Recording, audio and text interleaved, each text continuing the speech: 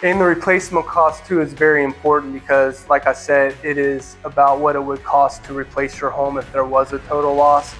What happens a lot of times is with house fires or windstorms, tornadoes or whatnot, there's not always a total loss. There typically is it's a partial loss, but if it gets into the electrical of the house, sometimes that electrical problem or the electrical issues can go spread farther into the house where they might have to tear down walls, take out wall board or whatnot to try to get to the root of the problem with the electrical.